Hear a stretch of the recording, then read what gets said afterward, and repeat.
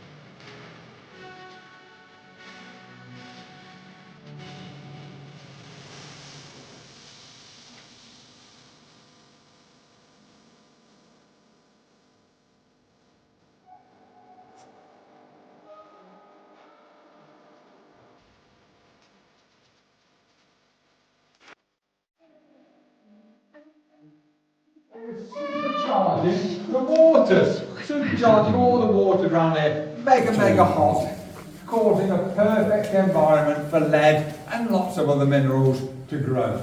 3, 2, 1. There we go. Right, so the first candle I'm going to light right up in the ceiling, right up in the top. If you look up, right up there, look. That's where Mr. Tinker first broke through in the year 1699. The second candle down in the gloom, down behind the barrier, just down there. Only took him 6 years to get from that top where he broke through down to that point. 60 years, remember? 60 years to come through that pipe vein, through the lead seam. Only 6 years, it was a little bit easier. Right, I'm going to do something else here. Some of you might get this, some of you might not. You might have to be of a certain age to get this. When I do this, and I say 4 candles. Now, this is just to give you an idea of what it was like to work down here all those years ago. Of course, there was no electricity, they didn't use oil or gas lamps, purely and simply by candlelight. That's all they did. 6 days a week. Never worked on Sundays for religious reasons. 12, 13, 14 hours a day, including 6, 7, 8-year-olds. You'd be working as well. Purely by candlelight. Imagine what it did to your eyes when you went back outside. Most miners really suffered badly with their eyesight problems and face the light. Right, let's just pick these lights back on. There we go. They used to wear bowl hats, very tight-fitting leather hats, with a big wide upturned brim. In the middle of it, big lump of clay, sticking out the clay with a candle. It released both hands then to use the tools and the pickaxes. And they got so good, particularly the youngsters, they could tell what was what. If it was dull, it was just limestone. Remember, they're looking for the lovely glint of lead. And as I say, they could differentiate between all the other minerals. Now then, we can do a bit better nowadays. There we go. That's better, isn't it? Now I do call these my disco lights. So if anybody wants to break out your best disco moves, now's the time to do it.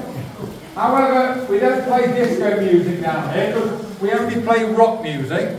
Listen, I did warn you before you came in about my dodgy dad jokes. A bit of Led Zeppelin and some Rolling Stones. Those of you that like the Rolling Stones, if I shine my torch up here, don't you think that looks like Mick Jagger's lips? It's a material called quartz.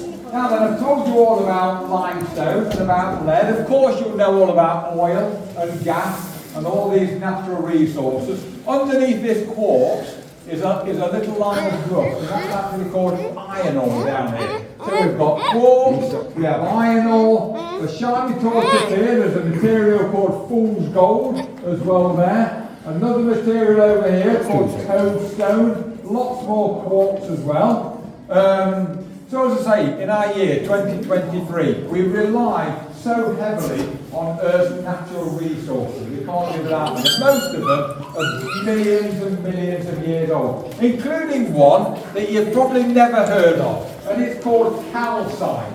Now, calcite is a derivative of limestone, but it's actually made this shell. The wall is over 350 million years old, and the underwater current meant that it grouped it together, it clagged together and created these wall effects. Now I said to you, we all use calcite every day of the week and we don't even know it.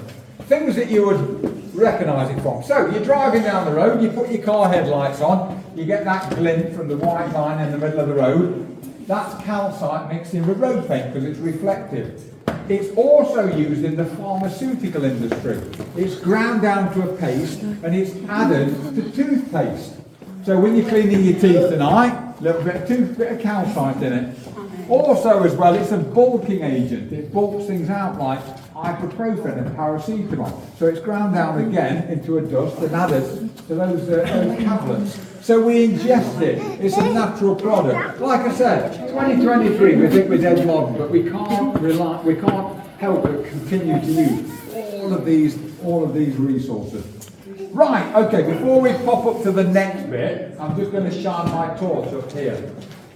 There, that is the bottom of the original mine shaft that serviced the whole of this cavern area. If you can imagine dangling down there a big rope and a bucket on the end of it, and everything went up and down there, including the miners themselves, because the entrance that you've walked into today, that entrance wasn't created until 1848, same as the exit. So before then, everything had to come to and from there. That's the bottom of the original mine shaft. When we get outside, I'm going to show you the top of it. And the top of it is about 180 feet above the bottom. So it's a long old way.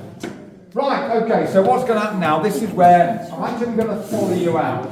You're going to go up 37 steps and you're going to go into what's called an antechamber. Antechamber just means little room next to big room, and it makes sense when you see it. I want you to look out for two things in the antechamber. Firstly, on your left-hand side as you're going through, there's a hole in the ceiling.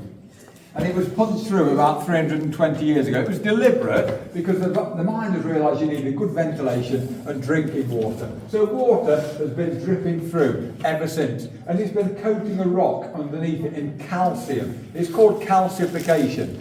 The miners have their own lovely name for it. The miners called it snot rock.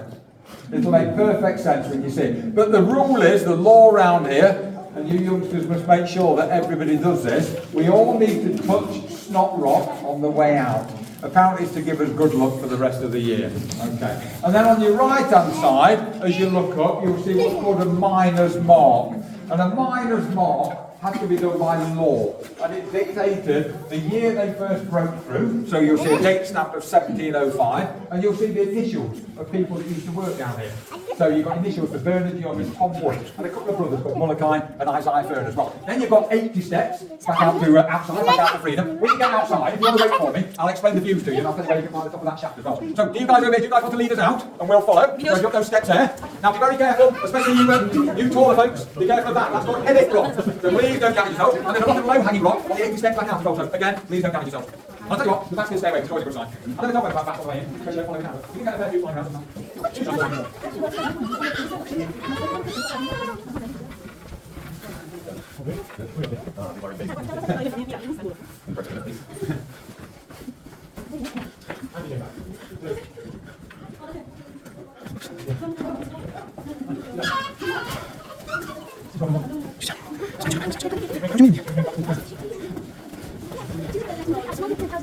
아, 왜 조금씩 쌀좀 먹어 보시.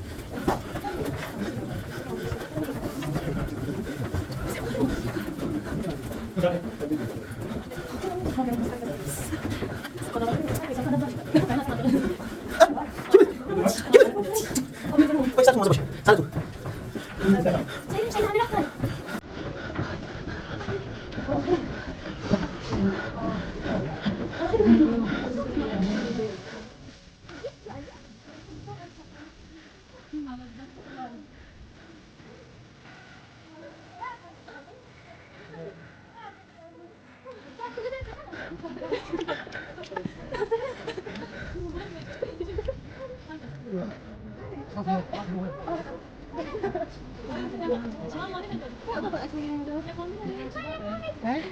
The recommended route I'm supposed to send you on is actually around the back here, so I'll leave that up to you whichever way around you want to do. You get some great views from up there as well, and I'll just briefly tell you what you're looking at, those who don't know the area. So over to your left there, that's the county town of Derbyshire. It's called Matlock, famous for being a spa town, so it's a bit like places like Harrogate and Buxton and Bath and these sorts of places. Lots of people here taking the waters, as it were. The most famous building, halfway up the hillside, the biggest building you can see, is called Smedley's Hydro. A guy called John Smedley, bit of an arrogant chap though, by all accounts, and one day he thought, I'm going to be able to build myself a house, and this house needs to be befitting of my status and wealth and standing in the community and all that nonsense. And if you look to the hillside on your right, that's the house he built himself. It's called Ryber Castle.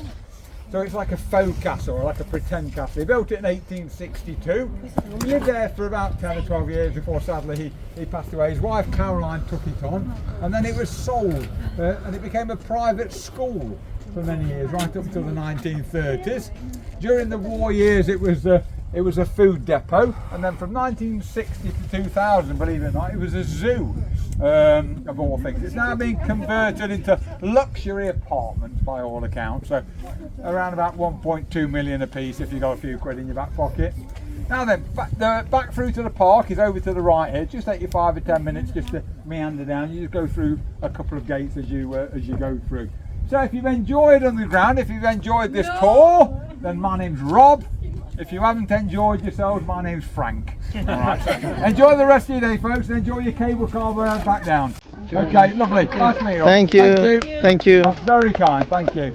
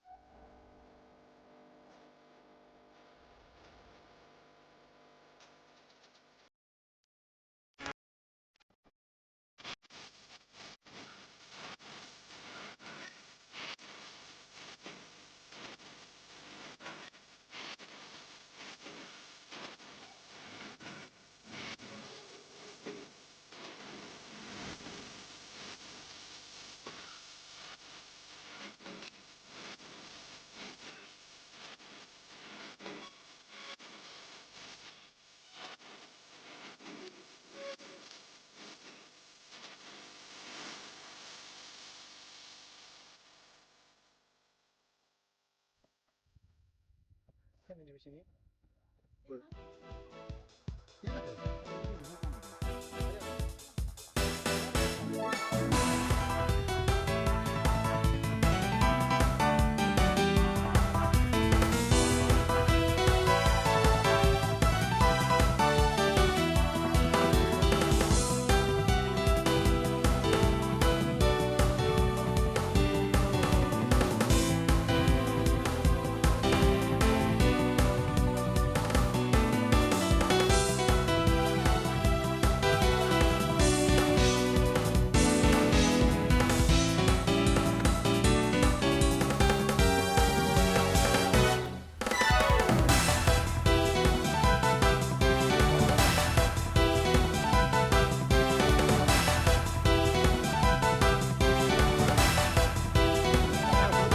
Taruh panggung sekarang ini. Ayo sini.